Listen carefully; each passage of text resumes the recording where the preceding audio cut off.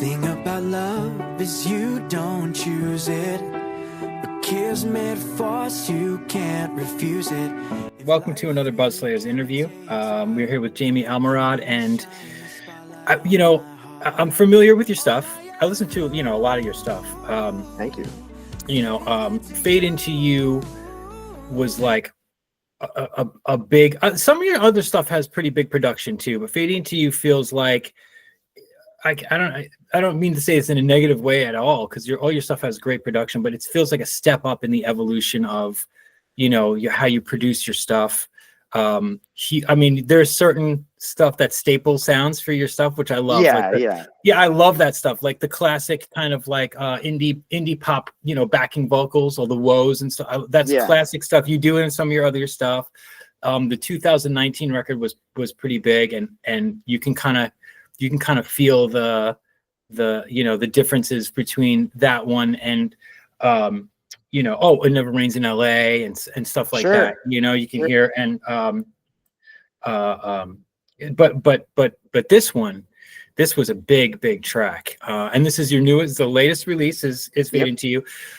I love that it's piano based. You're very key. Do you play? So are you like a key player first? Yeah, piano was the first instrument that I studied. I mean, I consider myself a vocalist first and foremost, because I was singing at a very young age. Yeah. And it's the thing that I take the most pride in. But as far as sitting down and learning an instrument, I started piano lessons when I was in 7th grade, and I was classically trained, and then eventually went into jazz and rock and all that stuff. Classically trained. Yeah. Nice. The Suzuki method was my training. What's that? What's the Suzuki method? It's a Japanese method, and it's based heavily on ear training as well as memorization. So, obviously I know how to read charts, but it was very much about being able to learn from your ear as well. And solfege training was a deep part of it. And it certainly set me up to start playing in bands. I would say so. Yeah. Learning by ear is like, that's like a big thing. That actually explains a lot. But yeah, I mean, this track had, it was just like a robust, it was huge, feeling. The backing vocal stuff is like I said, it was an honest track. The backing vocal stuff is like a classic. The callback vocals are classic. But here's the thing. So my question to you is that I wanted to know, first of all, not just with this song, but with most of your stuff, you self-produce your stuff, right? No, actually. Okay. So if it varies. Okay. The stuff I did in college, I mean, I'm a co-producer on. And then like This Is Tomorrow Calling, that album, and then the 3 singles from a few years ago, Give a Little Lovin', Break the Fall, It Never Rains in LA. That's with one of the Vanelli brothers. It depends on what song. So This Is Tomorrow Calling, most of that is produced by Gino Vanelli, who's one of my musical heroes and somebody that I began working with in 2012. I took part in one of his master classes, and then we just clicked. Awesome. And people know his hits like I Just Want to Stop and Living Inside Myself from the 70s and 80s, but jazz fusion guy that then eventually went more and more into the jazz after his pop career waned away. And we made a very conscious choice on that album that, since rock was kind of in a weird place, and especially rock for a guy like me, that like more of a Bryan Adams, Rick Springfield, Richard Marx, Journey, Steve Perry, Dennis DeYoung, Styx, like that kind of, that's my image, and that's the sound I was going for. And rock in any sort of commercial way seemed to be just more and more aggressive. And then the bands that weren't doing that became more and more pop, like a Maroon 5, or the pop punk scene disappeared from the mainstream, that sort of stuff. So when I was working with different promotional outlets and whoever, and even promoters, nobody knew what to do with me, because there are old songs of mine like Weapon and That's What She Said that are heavy, but then I look like this. So I'd show up to the gig and I'd be like, everybody looking like, what the hell is he doing here? So from that shallow perspective of how do we package this guy, nobody knew what to do. So when I started working with Gino, he said, the greatest asset from a writing perspective for you are your melodies. And therefore, the greatest performance aspect and asset is your voice. So let's do a singer-songwriter album that genre-wise can bend and fuse to whatever we need the song to be. And Beautiful. we'll just go from there. That's brilliant. So, yeah. And I wanted his DNA on it. We went full Lennon McCartney on those songs, even though, I mean, like, I wrote all of them, and then he came in and said, let's move this, let's change that. I think here's some, I'm going to change these lines to this. Do you agree? Like, it was that sort of thing. And what came out was a really sophisticated adult contemporary album. And then his brother Ross, who's had a ton of pop success with his songs with Gino, with Earth, Wind and Fire, with Heart, you know, a bunch of different things. And he did the more pop tracks. And then post-COVID, Gino lives in Oregon, Ross is here in Thousand Oaks. It's just easier for me being in LA to work in Thousand Oaks with Ross. And we wanted to do more of the pop thing. So the songs that he and I did together bring out more of that blue-eyed soul, Hall & Oates, George Michael kind of thing. And it doesn't have some of the I don't want to say aggression. I was going to say that. That's the word I was going to use. I'm playing it more cool with those songs, and that was a conscious choice. And I remember sharing these new songs, at the time new songs, with one of my favorite college professors who did my recording classes and some of my industry classes. And he said, you know, Jamie, when I think back to seeing you in Boston at Northeastern and elsewhere, one of the highlights for me is when you would let it rip. And while I understand you're not doing that with these songs, don't be afraid to let it rip again. So let me ask you this. I digress. Let me ask you this. With like, if let's say you're right, like let's take Fade Into You, for example. Perfect combination of both those aspects, the rock and the pop. Do you when you have an idea, do you have like a home setup where you're like, okay, cool, I have the scratch track that I'm going to write, or do you have like that kind of thing going on where you can scratch out your stuff and then bring it to them or him? It goes all over the place. So really quick, I want to rewind with Fade Into You. This was the first song I did with a new collaborative partner, a producer and a songwriter named Jordan Sherman. And I met him through a mutual friend, and we clicked right away. I knew I was moving in a different direction, and I needed somebody that was going to bring this other side out of me. And I didn't know how pop or how rock or how whatever I was going to go, but I did a bunch of shows last year that I threw in more of my throwback stuff, just to see, you know, like you're playing the Whiskey A Go-Go for the first time in 10 years. Let's throw in the guitar songs again, you know, all these things. And people really dug it to the point where I was surprised, because my audience has grown a lot since I did the songs with the Vanellis, and it's a different sound. And I was pleasantly surprised to see that people were into that. And I had been pushing for a while with both Gino and Ross to have more electric guitar.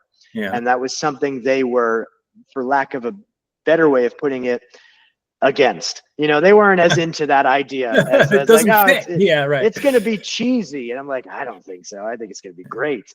So when I met Jordan, I played him a bunch of demos, one of them being Fade Into You. And we can get into this if you want. But I actually originally wrote Fade Into You based on a dare that I couldn't write an EDM track. And I wrote an EDM song, and if you heard the original version that I demoed, you'd think it was a Chainsmokers song, like without question. It should be playing at XS every Saturday night at 2 a.m. You know, like it was a completely different thing. But when I met Jordan and I started explaining to him what I wanted to do with the song, I said, I want to do a demix version of this. I want to turn it into a band track.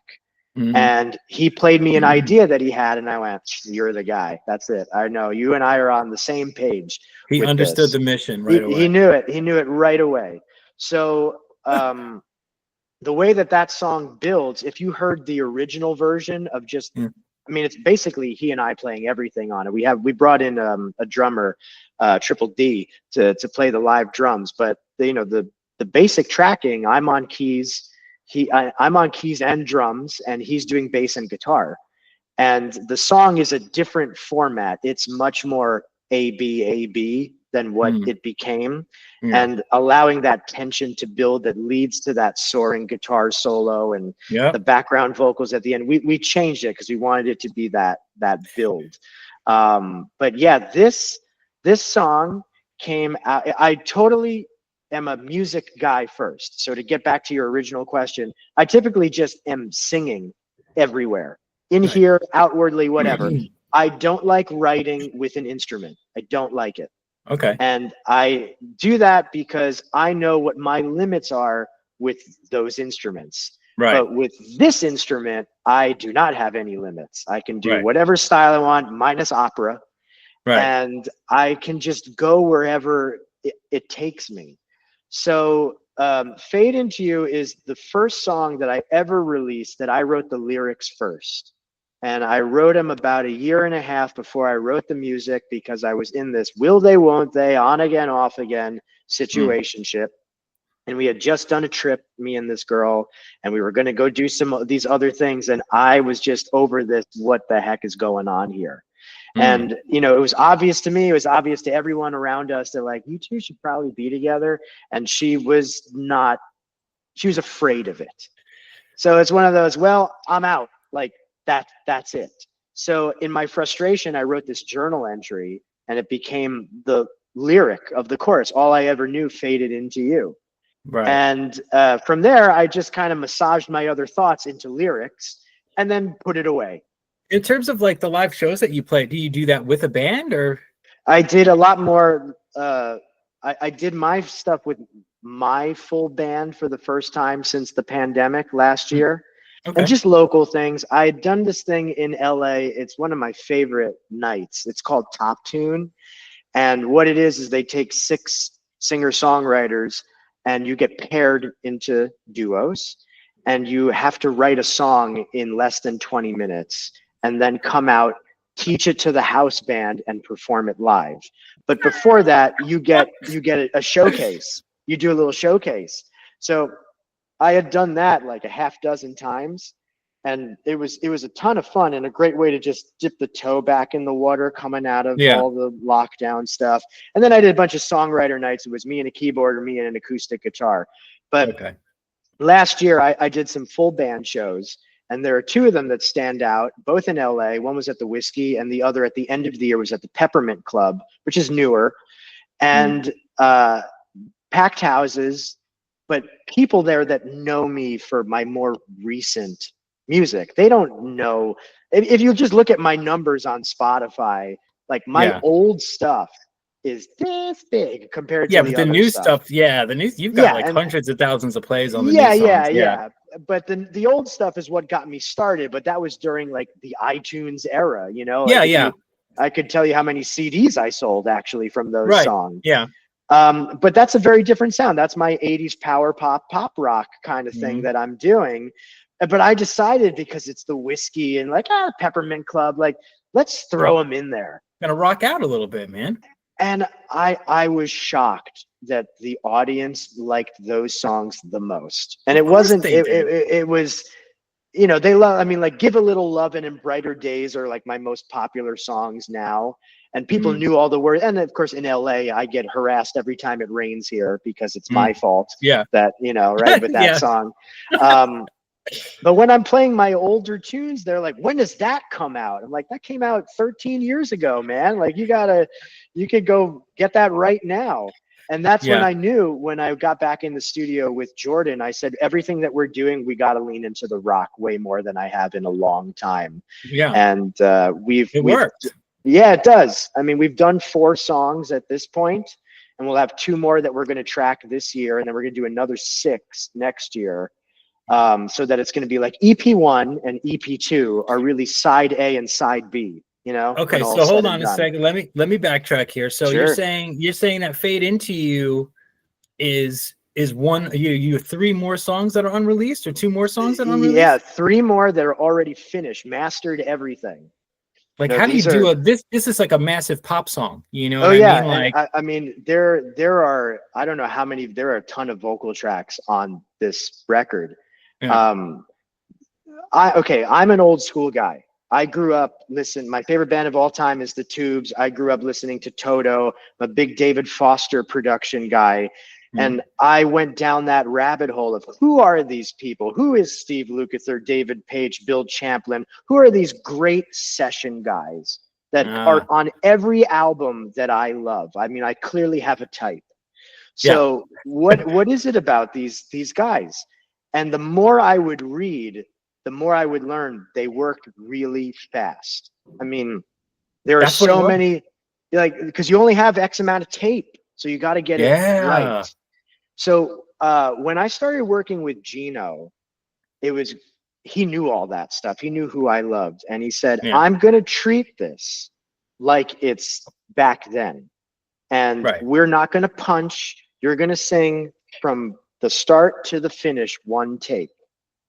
And we're going to do that however many times we need to. But if you want to be like Steve Lukather, that's how Steve Lukather did it. If you want to do it, you got to do it the old school way. That's the right. I mean, so that's how they did it. A lot of those songs with Gino, some of the ones I'm the most proud of, like Down on Golden Shores and I Am Home, that's one take. I sang that from start to finish, one take. And then I sang my harmonies on top of it, obviously. Right. You dubbed the harmonies afterwards. But I mean, right. So, all right. So let's talk about these influences, because obviously now that I know not only just the processes, but you having all this musical knowledge is obviously from you being a kid, being obsessed with music and just letting it infiltrate your soul and your brain.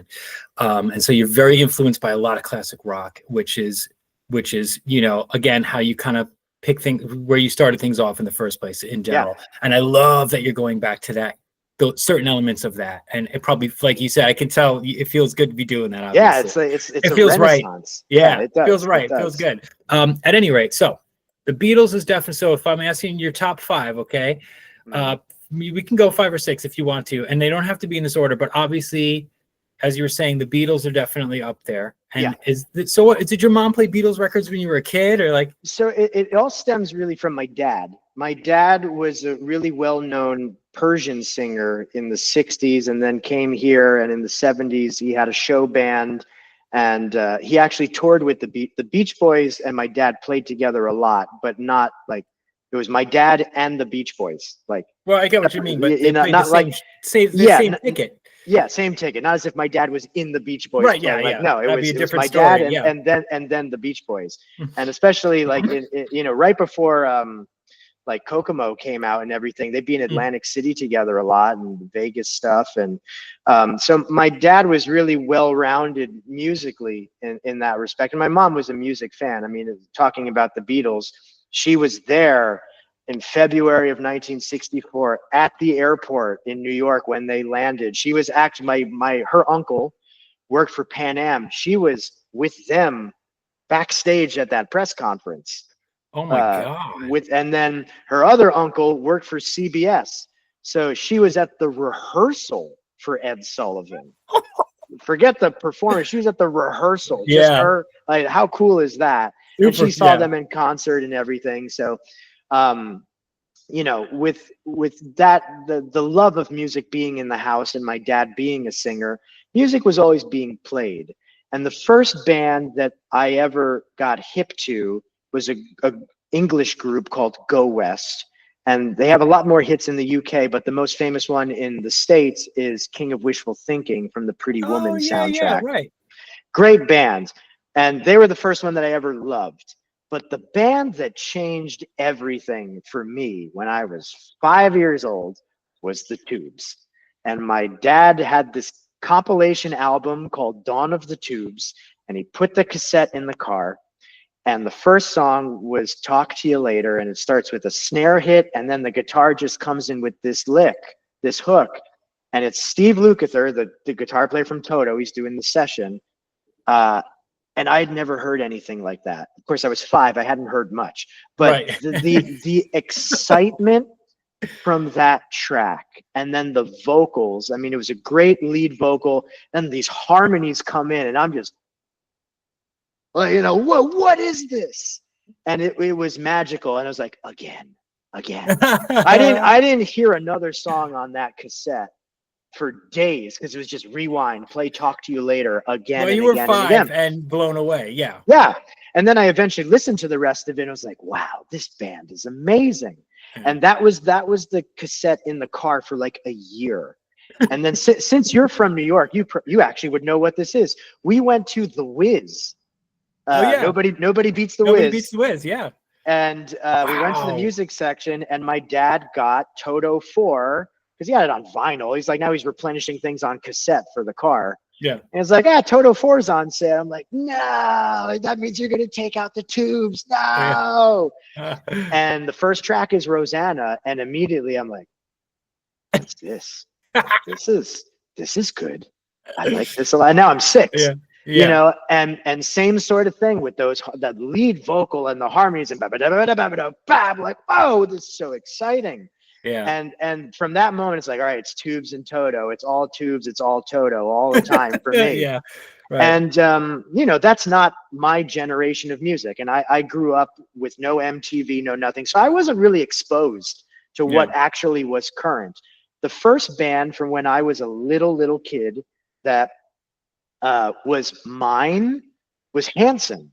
And I heard Bop, and I went, whoa, those kids are like my age or a little older. You know, they're older than me, but like, that's cool. And I can sing that song. Yeah. And I got really into Hanson.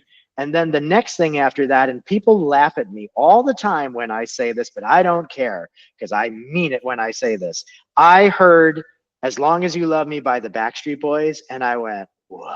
They're awesome. They're awesome. I love the Backstreet Boys. Yeah. And when Kevin left and I was a, you know, teeny bopper there, I said I'd give it all up right now to be the new 5th member. To be the guy, of the Backstreet Boys. Yeah. And I'd still do it. They're back to 5. If they want 6, just give me a buzz. They still go. They're still going, man. Oh, and I love vocal harmony. Hysteria by Def Leppard. And you know, oh my God, is it hidden in here? I have a cassette. Love it. Of Hysteria in this room somewhere. I mean, that whole album, and I mean, I liked Def Leppard at that point a little bit because of Bringing On the Heartbreak and Photograph and Sugar. But I was on, I used to do marching band and concert band in high school, and we were down in Virginia on a competition, and we were as band kids do, and this is 2006, but we were having a debate for Van Halen, Roth, Hagar. And I'm firmly in Camp Hagar with this. Oh, are you? Yeah, we were making our cases, and somebody mentioned something of a track that I wasn't familiar. I mean, it was a big hit, but I wasn't familiar with it, When It's Love. And it's like, oh, Jamie, you would love this song. So we were in between performances, and my friend Andy let me borrow his iPod. And he played When It's Love. And I'm like, yeah, when we got to the na part, I'm sitting there in the auditorium, like, yeah, all right. I'm all about this. And the song ended, and I took the earbuds out, and I went to hand it back to Andy, and he's talking to someone. And I went, whatever. So I put the earbuds back in, and it must have been on a shuffle, and Hysteria starts playing. And immediately I went, what is this? Yeah. What is this? I've never heard such a clean sound. All right. Well, look, we got a lot of great stuff. We got a lot about your history. You know, I learned a lot about a bunch of bands. I love talking about that stuff. I know. I bet, a lot of your friends will probably tell you. I can talk about it for hours. I bet you got friends that'll be like, you have no idea, dude. But your influences and your process, it's definitely great. Fade Into You. Okay, so for whoever's watching this right now, Fade Into You is out right now. So yeah, so thank you very much for doing this. It's been an absolute pleasure. Thank you. I appreciate it.